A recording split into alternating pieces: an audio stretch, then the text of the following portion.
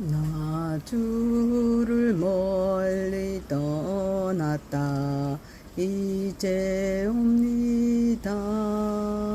낮의 길에 시달려 주여 옵니다. 나 이제 왔으니 내 집을 찾아 주여 나를 받으사 맞아주소서. 그 귀한 세월 보내고 이제 옵니다. 난 이웃지는 눈물로 주여 옵니다. 나 이제 왔으니 내 집을 찾아 주여 나를 받으사 맞아주소서. 이 병든 마음을 고치려 이제 옵니다. 큰 힘과 소망 바라고 주여 옵니다. 나 이제 왔으니 내 집을 찾아 주여 나를 받으사 맞아주소서. 나 바랄 것이 무언가 우리 주 예수 날 위해 죽임 당하신 믿고 옵니다. 나 이제 왔으니 내 집을 찾아 주여 나를 받으사 맞아주소서.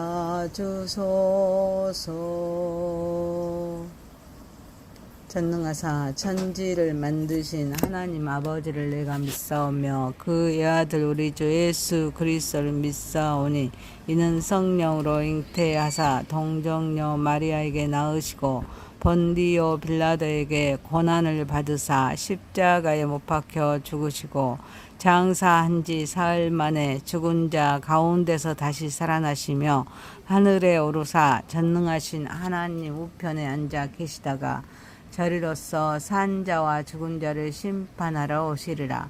성령을 믿사오며 거룩한 공회와 성도가 서로 교통하는 것과 죄를 사하여 주시는 것과 몸이 다시 사는 것과 영원히 사는 것을 믿사옵나이다. 아멘. 하나님의 말씀은 이사야서 5장 18절에서 30절입니다. 거짓으로 끈을 삼아 죄악을 끌며 수레줄로 함같이 죄악을 끄는 자는 화에 있을지니저. 그들이 이르기를 그는 자기의 일을 속속히 이루어 우리에게 보게 할 것이며 이스라엘의 거룩한 이는 자기의 계획을 속히 이루어 우리가 알게 할 것이라 하는도다.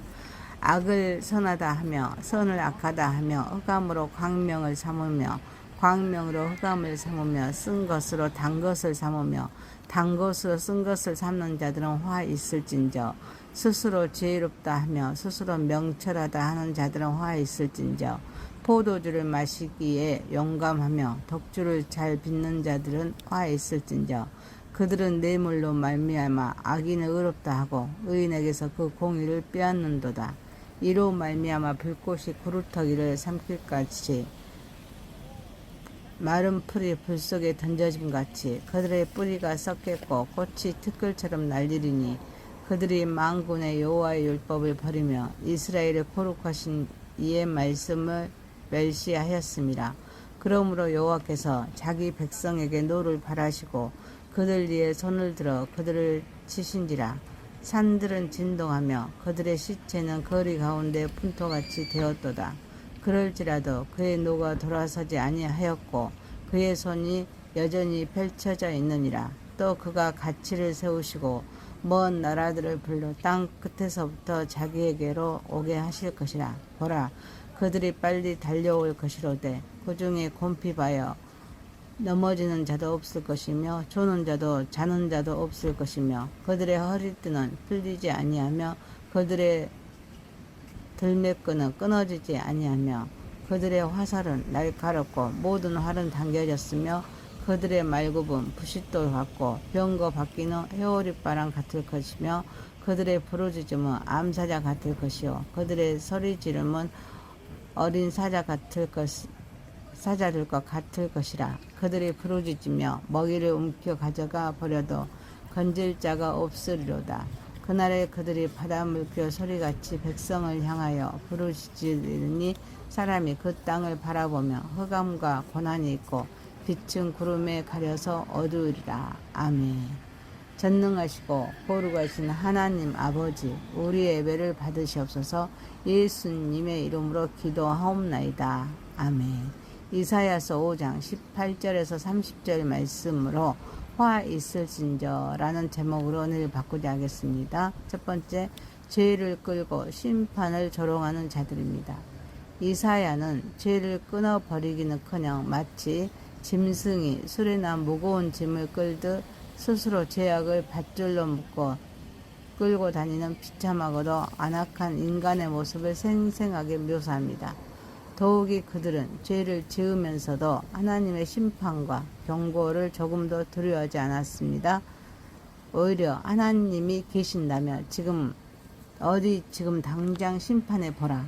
그분의 계획을 속히 이루어 보라며 하나님을 시험하고 조롱하는 불신앙을 드러냅니다.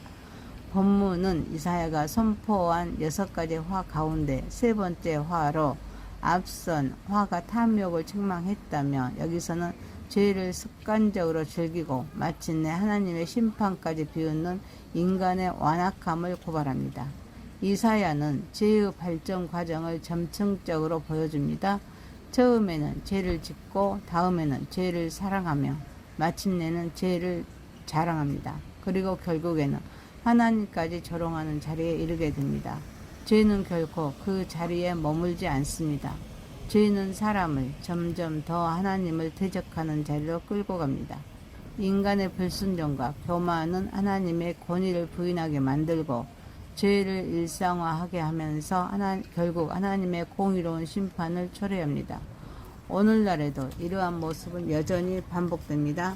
사람들은 죄가 어디 있느냐, 하나님이 계시다면 왜 세상이 이 모양이냐 라며 하나님의 존재와 심판을 비웃기도 합니다. 또한 처음에는 작은 거짓과 타협이라는 거짓의 끈으로 시작하지만 그것을 반복하는 사이 중독과 탐욕, 불이라는 수레줄에 묶여 자신을 스스로 파멸로 이끌어갑니다. 그러므로 우리는 이 정도는 괜찮겠지라고 여기며 습관적으로 반복해온 작은 거짓말과 미움, 음란과 탐욕의 실가락을 오늘 말씀과 회개로 단호히 끊어야 합니다. 또한 왜 하나님은 지금 내 기도에 응답하지 않으신가? 왜 내 상황에 즉시 역사하지 않으신가? 라며 하나님을 시험하거나 저급하게 판단하지 말고 하나님의 선하신 뜻과 주권적이었을 때를 신뢰하며 인내해야 합니다. 더 나아가 예배의 삶 속에서 하나님의 거룩하심을 가볍게 여기지 말고 하나님을 경외하는 거룩한 마음을 회복해야 합니다. 그리고 세상의 조롱과 비난 앞에서도 복음을 부끄러워하지 말고 담대하게 증언해야 합니다. 사랑하는 성도 여러분, 성도는 더 이상 죄를 끊고 살아가는 사람이 아닙니다. 죄를 끌고 살아가는 사람이 아닙니다. 우리는 예수 그리스도의 십자가 부활로 죄의 사실에서 해방된 하나님의 백성입니다. 그러므로 하나님의 말씀과 성령의 능력을 의지하여서 죄를 단호히 끊어버리고 하나님의 통치 아래 하나님 나라의 그런 백성답게 거룩한 삶을 살아감으로 하나님께 영광 올려드리는 저와 여러분이 되시기를 소망합니다. 두 번째입니다. 타락한 가치관과 무너진 공의입니다.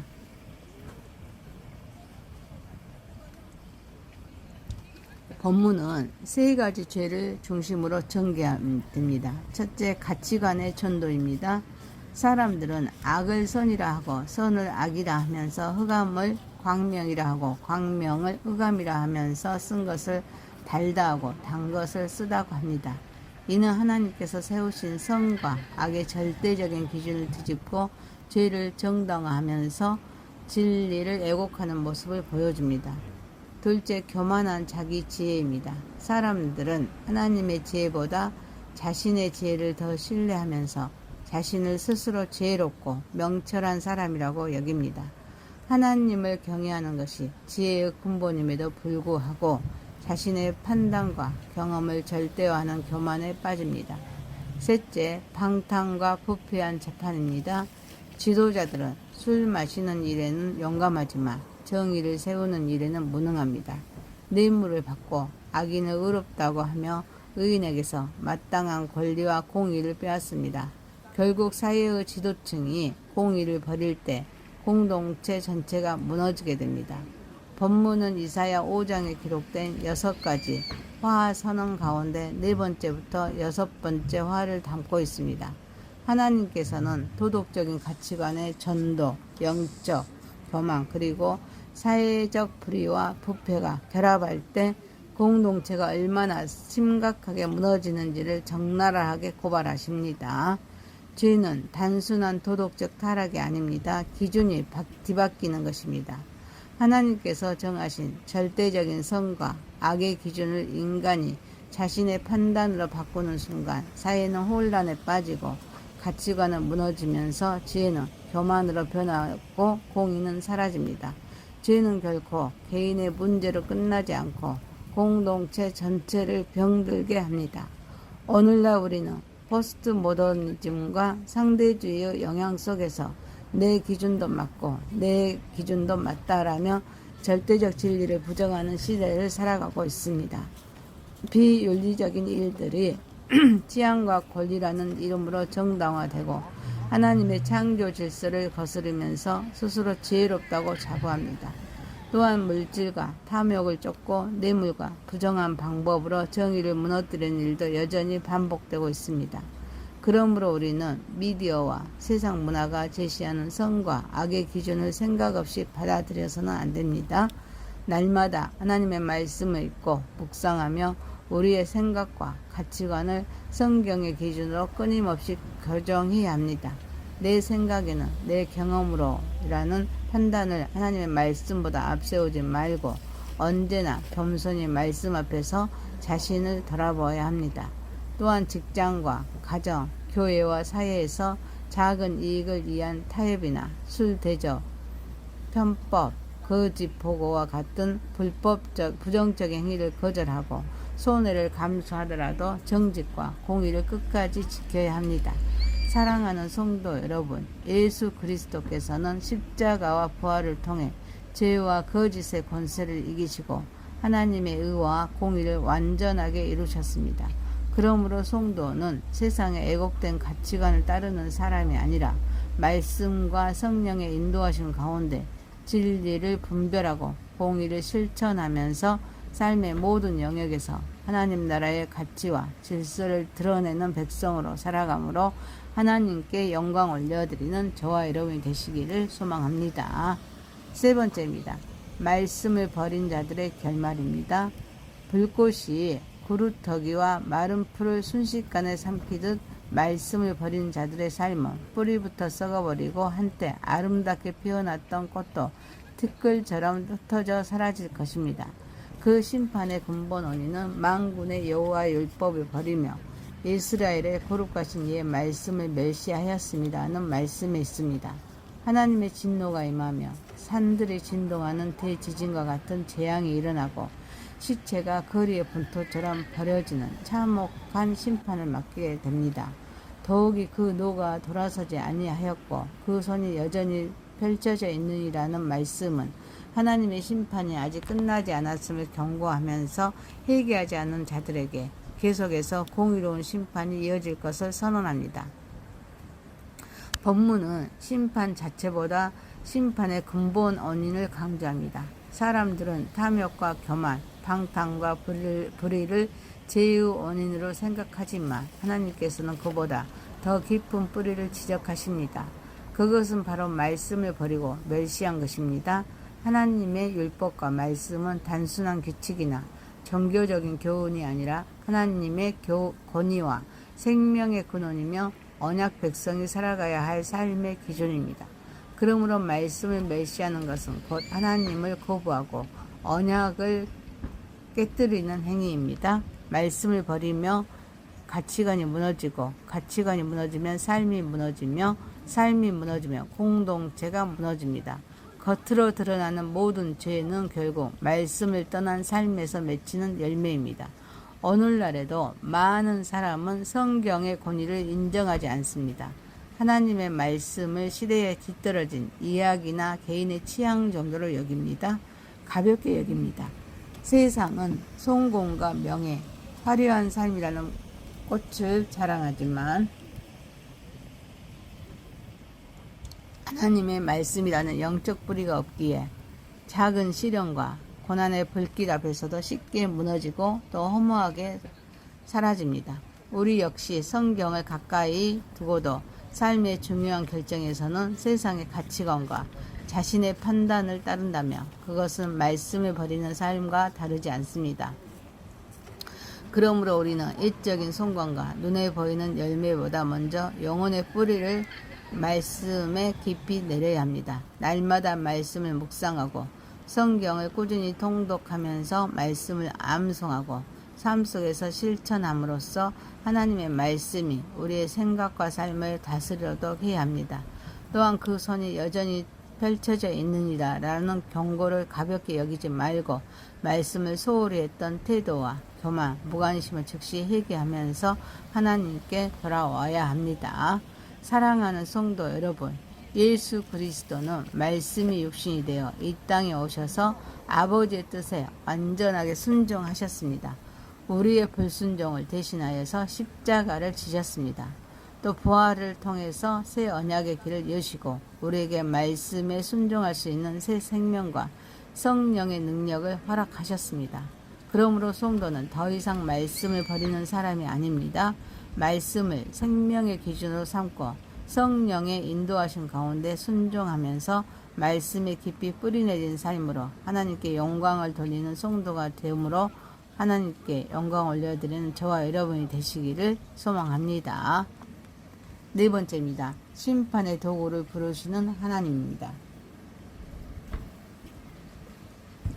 구원을 계획하신 하나님께서는 기치를 세우시고 먼 나라의 열방을 부르십니다. 하나님의 부르심을 받은 강대국 또 심판의 도구는 조금 더 피곤하거나 지치지 않는 채 완벽한 무장과 강력한 기반과 병거를 이끌고 신속하게 달려옵니다. 그들은 사자가 먹이를 움켜쥐듯 맹렬하게 남유다를 침략하여서 하나님의 심판을 집행할 것입니다. 그 결과 온 땅에는 흑암과 고난만이 남게 될 것입니다. 본문은 이사야 5장의 마지막 단락으로 앞선 6가지 화선언에 대한 최종적인 심판의 집행을 보여줍니다.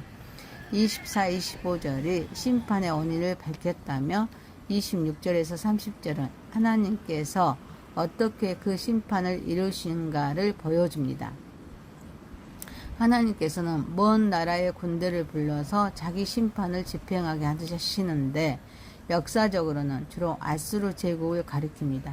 더 넓게는 하나님께서 모든 민족과 역사를 주권적으로 다스리시는 분이심을 선포합니다. 강대국의 흥망성쇠도 우연이나 인간의 능력으로 결정되는 것이 아닙니다. 하나님의 주권적인 섭리 아래 이루어집니다. 사람들은 역사를 움직이는 주체가 인간이라고 생각하지만 성경은 하나님께서 역사의 시작과 끝을 주관하시는 참된 주인이심을 분명히 선언합니다. 우리도 모든 세력과 시대의 흐름이 하나님의 손안에 있음을 믿어야 합니다. 세상의 권세와 예세를 두려워하기보다는 역사의 주인이신 하나님을 경외해야 합니다.